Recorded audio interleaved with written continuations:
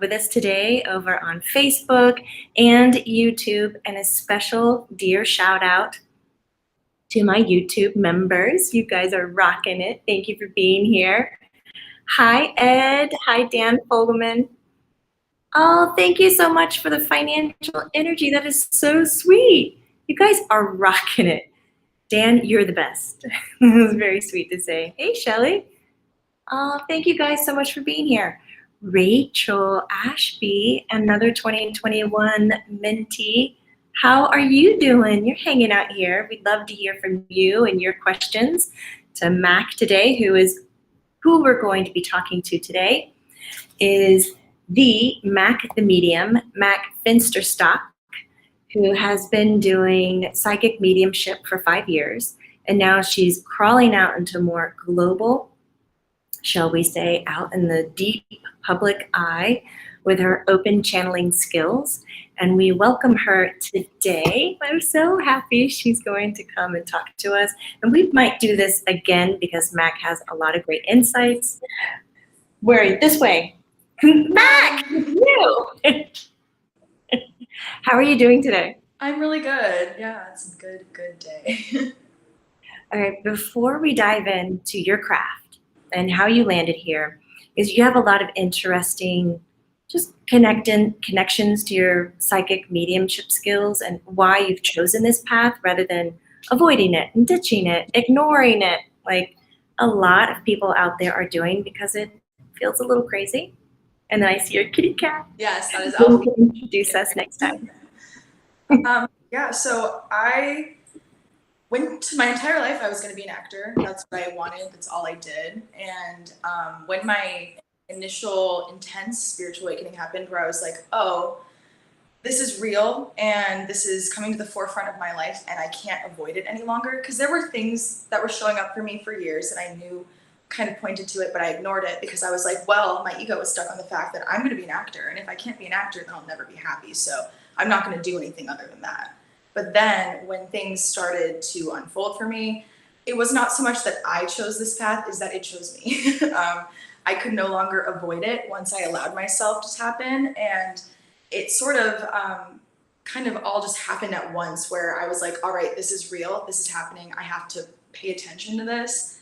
And then everything just sort of unfolded immediately and everything changed. And finally, I hit a point where I was like, this is more fulfilling than being an actor is, which is mostly just fulfilling to the ego. But this is like my soul understands like this is my higher purpose. And it did take me a long time to be comfortable with that because I was still so attached to who I thought I was, not who I really was. And that was really interesting shift kind of thing for me. But I'm so grateful because when this stuff comes up for you, you can't avoid it. You really can't. You can try, but it doesn't ever really go away until you deal with it. So that's what happened to me, at least. Don't you wish sometimes, Maitland is agreeing with you, don't you wish sometimes you could pack it up or just go, I'm not going to pay attention to you, or this is not real. Just have some excuse, to mix to get some relief. But it's not that way because it is what it is. That's like saying to the air, I don't want to feel you today. Can you please just pack it up and go somewhere else? And I tried. I did. What were some of the ways that you tried? To hide it? The reason I realized that I could talk to dead people really was that I had a teacher that passed away in high school, and she started coming to me in dreams when I was like 16. And that was the first interaction I'd had with her in that way. And then over time, as the years went, I could hear her when I wasn't asleep, like she was talking to me when I was like going through my day. She'd help me take tests in school, like all kinds of weird stuff. So she kind of stayed my teacher. She was sort of my gatekeeper. But I remember feeling like I'm going crazy. So I would make jokes about it. I was like, well, I think I'm a psychic. And people would be like, and I'd be like, I'm kidding. I'm so kidding. But I did everything I could to sort of suppress. I didn't tell a lot of people. I didn't want them to know. I thought that they would think I was crazy and they would sort of discredit everything I said, like nothing, like I wouldn't have any like valid opinions anymore. So I was really nervous. So I just kind of kept pushing it down until I couldn't anymore. Mostly that I just wouldn't address it at all with myself. It was a lot of just having to deal with myself and be like, this is happening. Like, we have to do something about it. So that's kind of it. Do you find it interesting that people who are sensitive, which is the long list of luminaires who are tuning in today, that we often struggle between there is something very great about me or something very unique and powerful and strong, and I am able to do this, with I am crazy and I'm making it up. Like, it's such an extreme thing. What do you think that we can do as sensitive people to just go, own up to it? This is an amazing gift and you have that ability, and there's no question about it. Like, Oh, no yeah. more thinking you're nuts. Yeah, it's really a matter of self-acceptance and being like, listen, like, I'm not worried whether people think of me because I know that this is my truth and it doesn't have to be your truth, but it's my truth. And the more that you ignore that, like the more like taken away you are from yourself. You can't really live your authentic path. So it's like you kind of just have to face it. And then for myself though, I didn't have that clear understanding. It took me months to be like, this is actually happening, right? Like, there had to be so many experiences where I was, channeling someone's relative and said something I could have never possibly known, like to a stranger. And I was like, okay, that was weird. That's kind of, I can't make that up. That validated it for me, but it did take a long time. I think finding a community of people that you can talk about these things with is really the biggest step. I didn't have that. And so I had to sort of create it myself. And for me, because I didn't have that community, I just read a lot of books, watched a lot of YouTube videos, started doing as much research as I could to help myself normalize it. And that was how I got into listening to your podcasts and stuff, because you were someone who understood my experience. And so I was able to normalize it from you. And so that was really helpful to me at the time, which is why this is a crazy full circle moment. But yeah, it's Really great. finding the tools you need so you can feel comfortable with your path and just sort of allowing it to unfold rather than running away. Do you ever think about what your life would be like if you did succeed at, like, trampling on top of these abilities? Yeah, Do you think you would be the actress? probably, but I would be living in fear of failure and regret, and I would be afraid of death and dying and all kinds of things that kept me so stuck. And I didn't even realize that they caused so many problems for me in the past. But when I was able to let go of that, it brought me so much freedom in my heart that I didn't know I could have. And so that was a very uncomfortable feeling, holding on to all of that. And I think that in the profession, like doing acting, it's again kind of unattainable. And so it would have been a harder path with a lot of rejection, a lot of failures. At least at that point in time, I would have probably viewed it that way. And so now I see everything happens for a reason. You're never in the wrong place. Those were things I didn't really understand at the time. I felt like everything was happening to me, not happening for me. And there's such a difference between that, So I think I would just be in a darker headspace. I mean, I really like the alignment when anybody finds their passion, be it an energy centric or medium, psychic, healer, to doctor, lawyer, accountant. And when you find that passion, so much opens up for you. But when I'm listening to you share, like, not afraid of death and dying anymore, not living in fear. I know now that everything has a purpose. Even if I feel like I'm off track, I know that I'm there for some deeper reason. That's super profound. It really was having that, because all of a sudden my life didn't feel, my suffering wasn't meaningless. Nothing was meaningless anymore. I felt like there was a purpose to everything. So no matter how bad I felt with, mental health things or whatever, I knew that I never had a reason to leave because I had a very clear purpose of why I'm here. And that has kept me grounded in the last 5 years of my life in particular. It saved me, it really did. So I'm so grateful for that shift. And that's why I like to, when I see that in other people, I like to be able to be there for them to help them lift this up and to see, like, you're not alone in this, you're not crazy. And this is a beautiful journey. It's bumpy, but it's beautiful, and it changes everything. So it's worth it. You mentioned something that's kind of a buzzword, and you mentioned even in my mental health difficulties, do you feel comfortable enough kind of lingering or opening up that conversation? Because the path of a medium, a psychic, a healer, people who deal with subtle light energy every day is not freaking easy. And I know a lot of people look and go, oh my God, you can just ask spirit and they know. And, and it's just wonderful. I'm like, oh, it comes with so much more. And we were kind of shooting the breeze. Oh yeah, it's not all sunshine and rainbows. A lot of it is, but it's not. And I found that my entire life, I guess I could just say, I've struggled with anxiety and depression. And I guess, knowing now that comes from being a sensitive person, energy centric person, and picking up on what's around me. But I carried so much, like grief in my heart from past lives that carried over and things like that. And I didn't know who it belonged to, didn't feel like it belonged to me, but it sat with me so heavy. And I struggled for a really long time.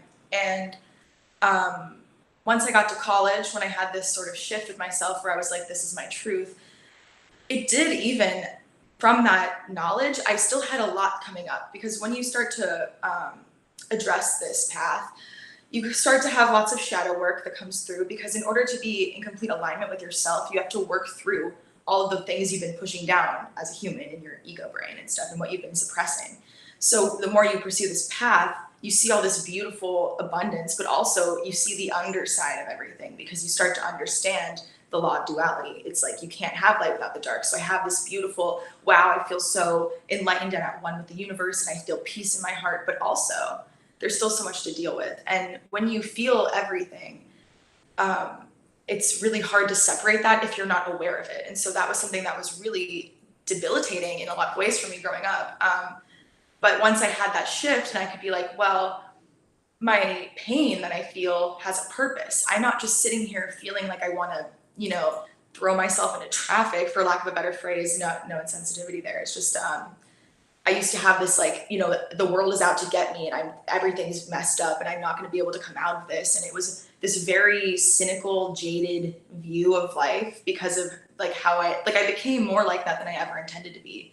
And I didn't even realize it. And it was because I like leaned into this darker underside of things, not understanding that the reason I felt so deeply and had so much anxiety was that I was feeling and hearing spirit all the time. I just didn't understand it at a conscious level yet. So once I was in alignment with this work, though, it definitely helped me understand how to deal with my mental health in a better way because I knew that everything that I was feeling was showing me something and I was learning about myself through those feelings. And once I knew that, it was no longer, it still didn't feel good, but it was no longer this like relentless, like this is never going to end. This is just who I am. It's never going to go away because I understood that, there's light at the end of the tunnel because there has to be. That's just a universal truth, So that's kind of where that journey's been. And it just helps me rationalize and approach my mental health in a better way because I see the why rather than I'm like, I feel like this, I'm plagued by this, but it's like, I see why I feel these things, what triggers me,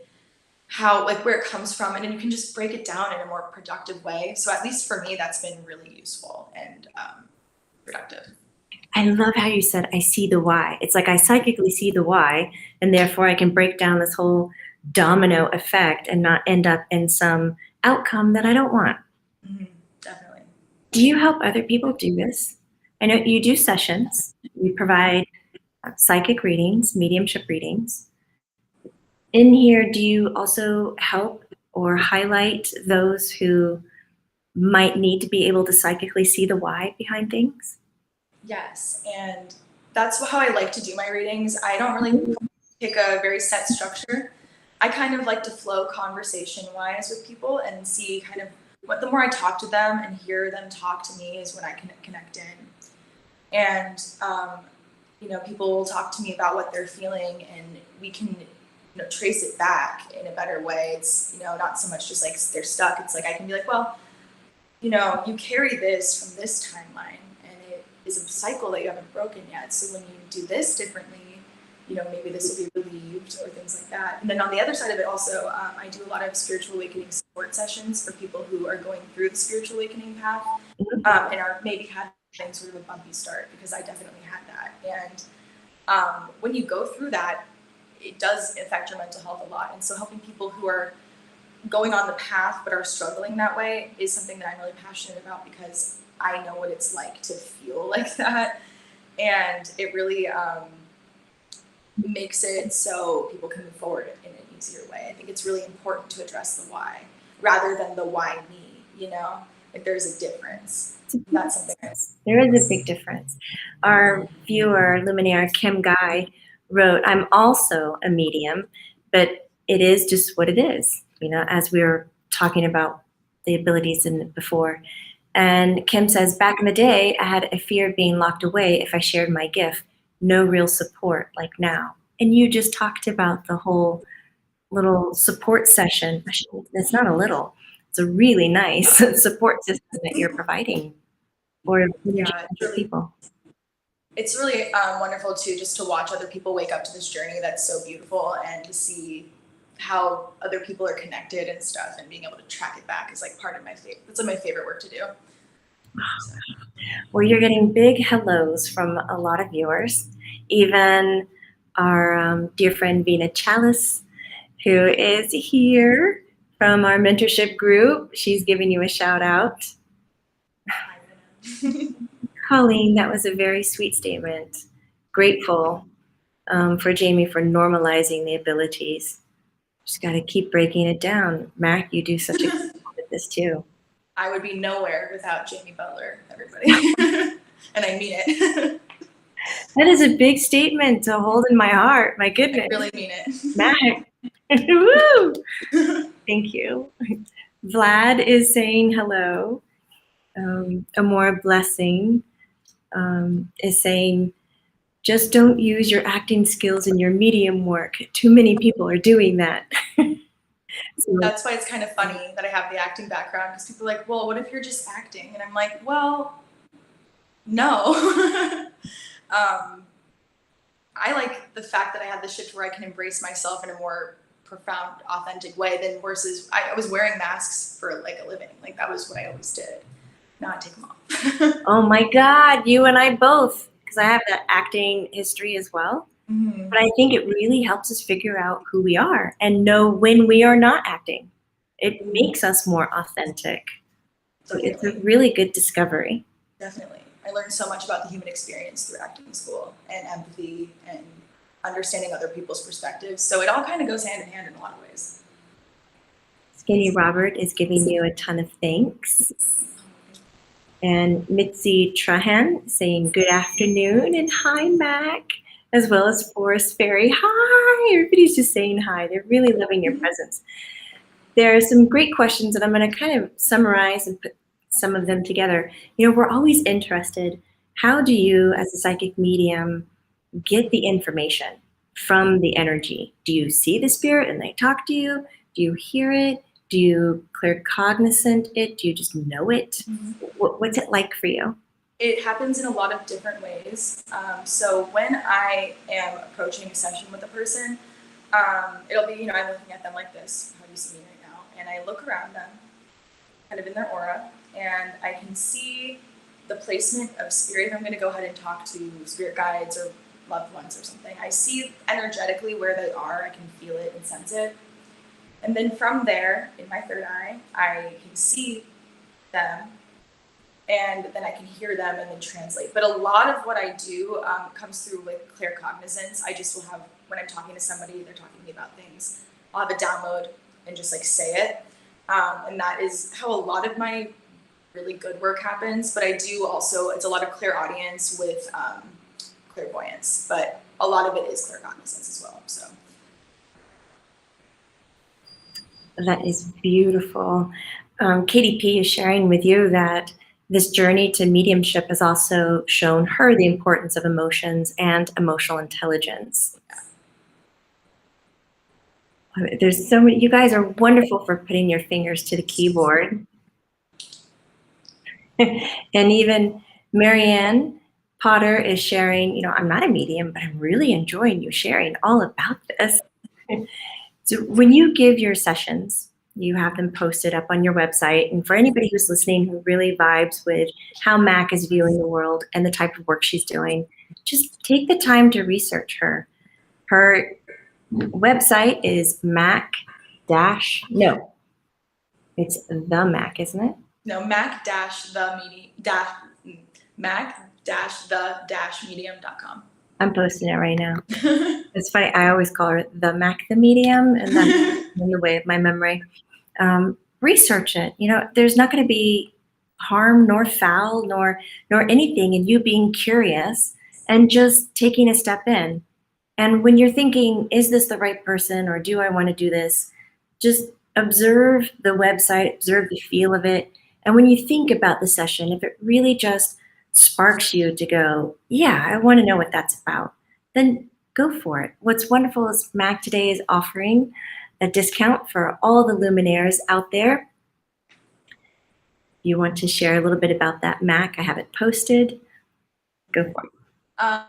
For my 30 or 60-minute open channeling sessions, I'm doing $25 off for the next month. So if you want to use the code Love and Light 1111, you can go ahead and do that. And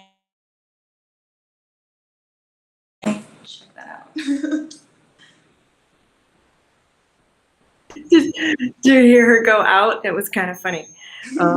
The mic did this thing, but yes. Oh yeah, my screen went black for a second. I was like, hi, Eric.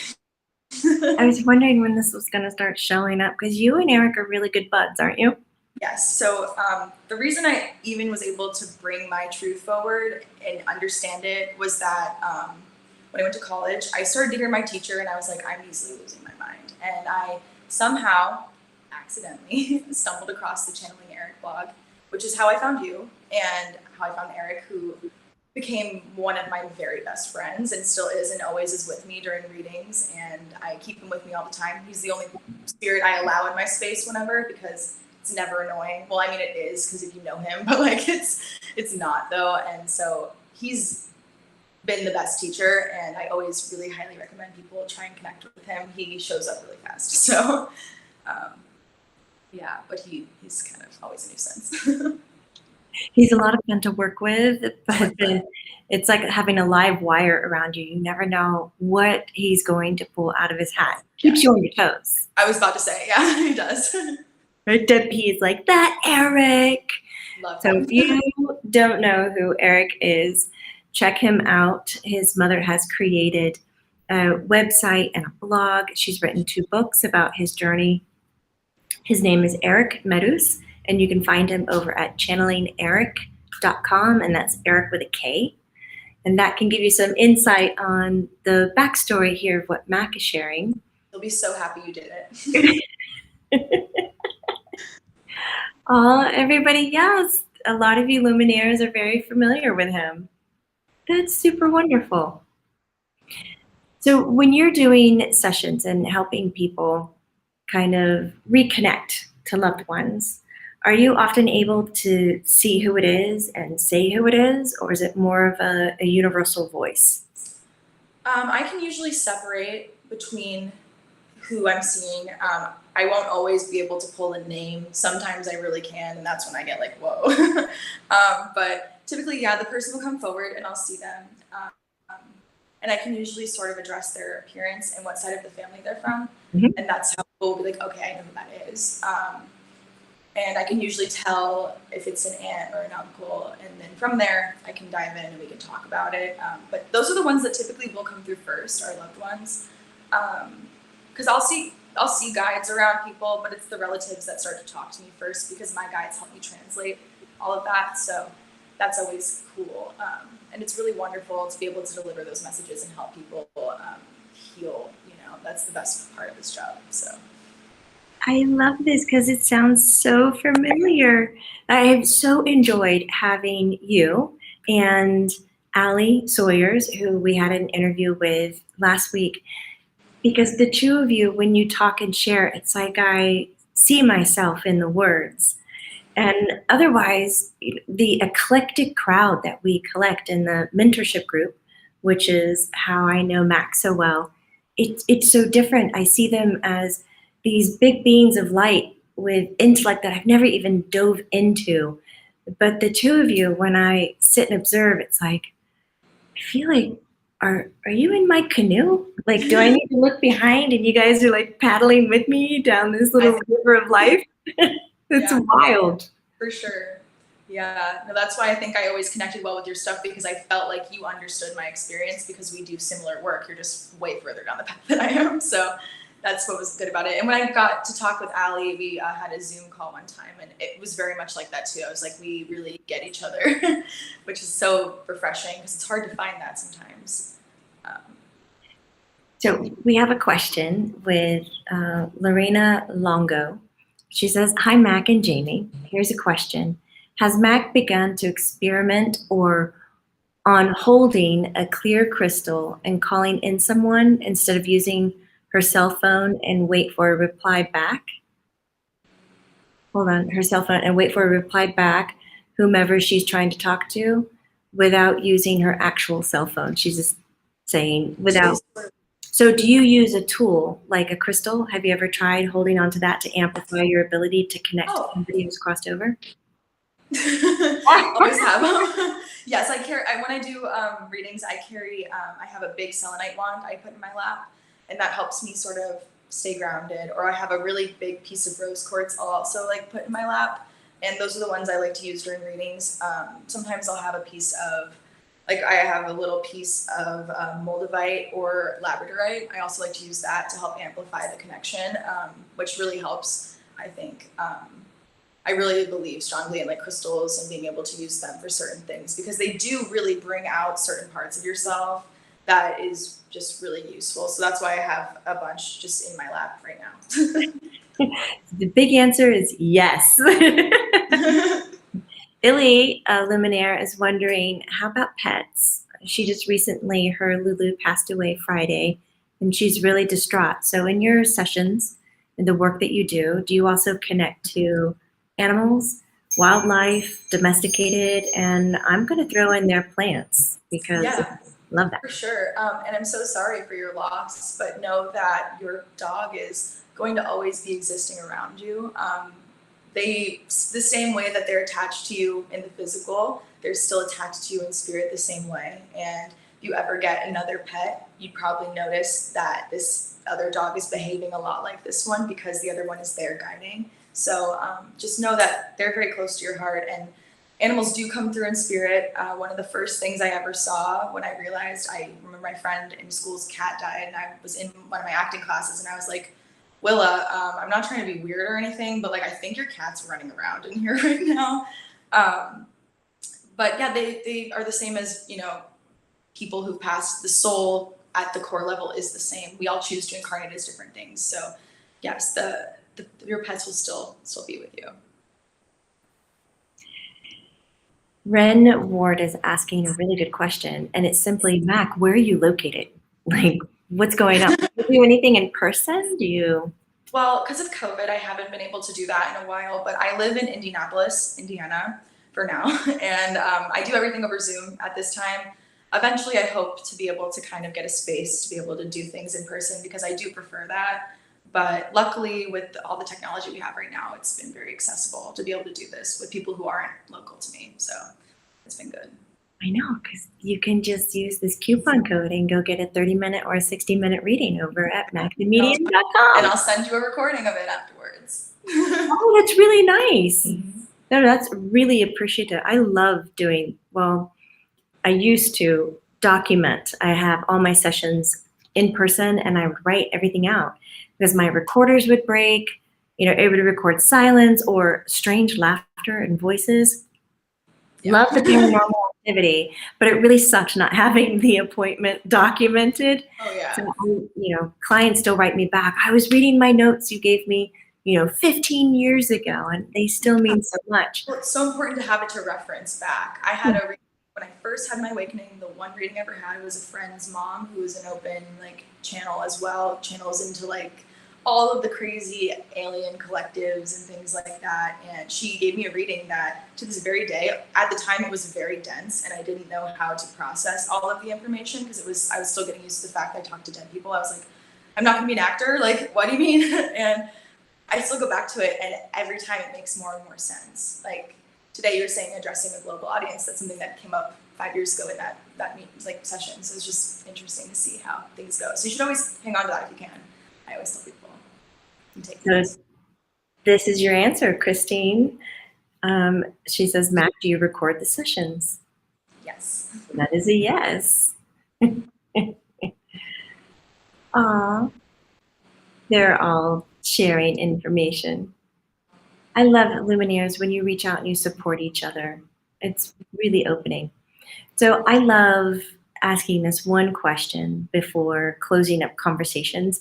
And it's really like this thing of getting to know somebody and how they prop up or support themselves in their day-to-day life by asking, do you have a golden nugget, something that you just hold on to, whether it's a metaphor, an action, a movement, a poem that you use for yourself to keep you present and on that path of fulfillment? Yes. So the first thing is the word within really speaks to me, and that's something that reminds me to always, instead of being reactive to my outside environment, to go inside of myself and think from there, because that is where you're going to find it. Like, don't think with your head, think with your gut. I always do that, and that really helps me. But another thing, when I was like 15, I was getting into poetry a lot, and I still am very much into that. And my favorite writer is Charles Bukowski, and he has a quote at the end of a poem called "How is your heart?" And he says, what matters most is how well you walk through the fire.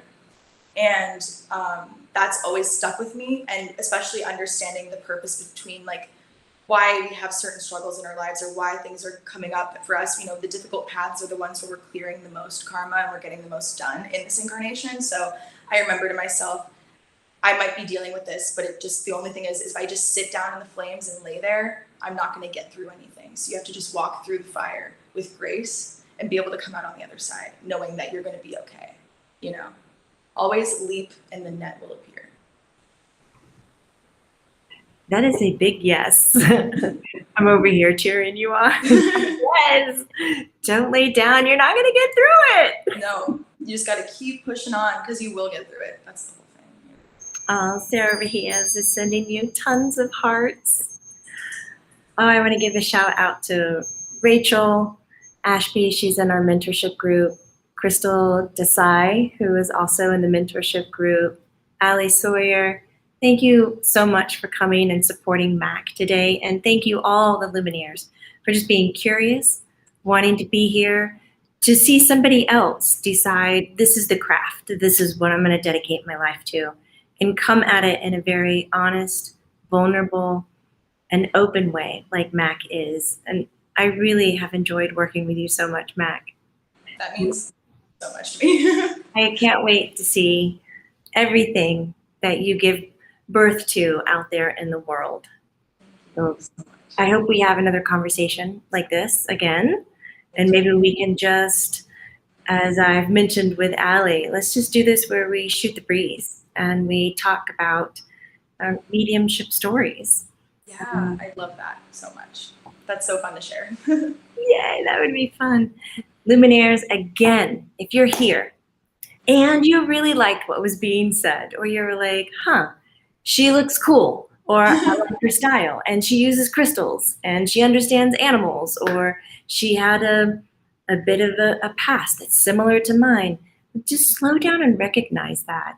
Life has this really wild way of putting people in your path when you're ready for them.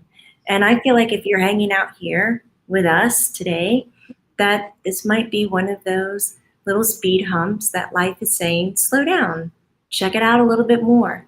And if that's the case, put your fingers to the keyboard, follow through with a little bit of research, take a deep breath, see if it resonates with you, and move forward. Choose it. Choose happiness. Every moment is a choice. For those of you who are our YouTube memberships, we have our book club today. It's our last book club for Autobiography of a Yogi, and we're going to be bringing in Paramahashana's Yogananda in spirit to speak to the group. I am excited and nervous and feel like crying just saying it out loud. That's crazy. That's awesome. That happens. He agreed to show up today at 2.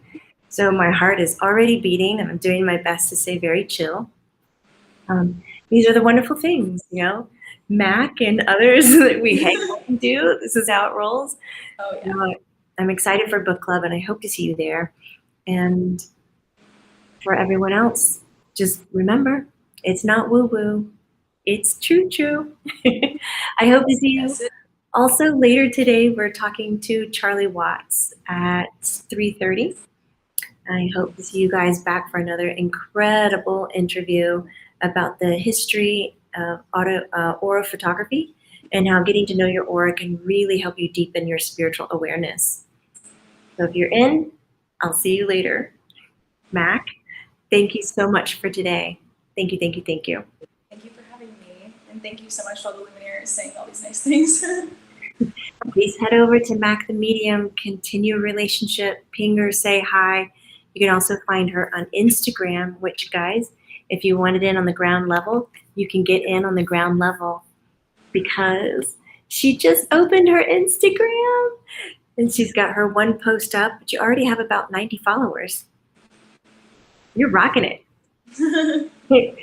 Okay. Take care, everyone. Be well. Bye. Bye.